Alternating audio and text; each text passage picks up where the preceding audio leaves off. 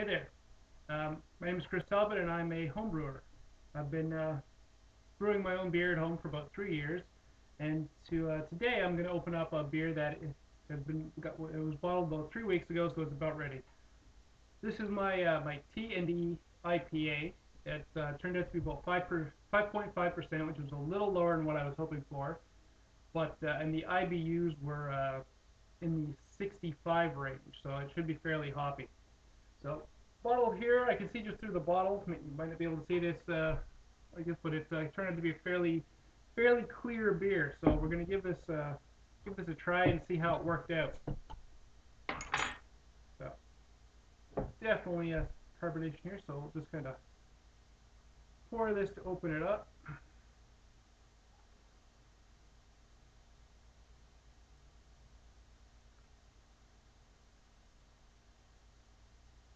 Nice.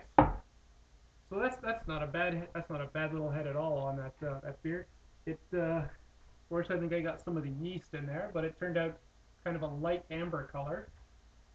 It looks a little darker from what I can tell on the screen, but let's see how this worked out.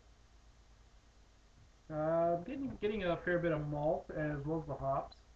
So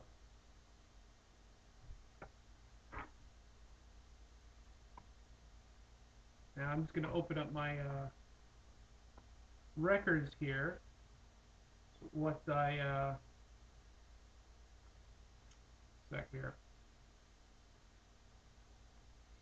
I have everything logged in Strange Brew, so I'm just going to take a look here to get the appropriate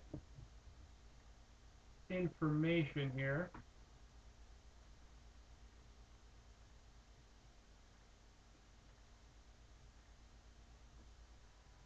Okay.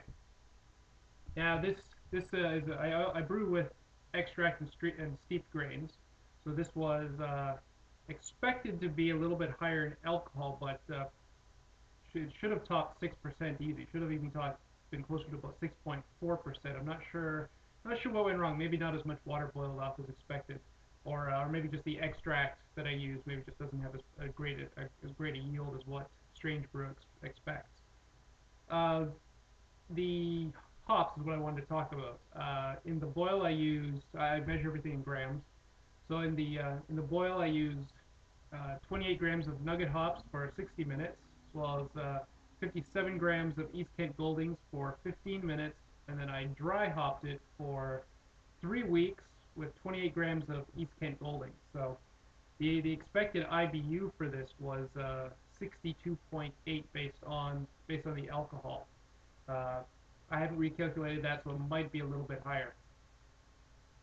Oh, oh wow, yeah, ooh, I can really taste the hops in that.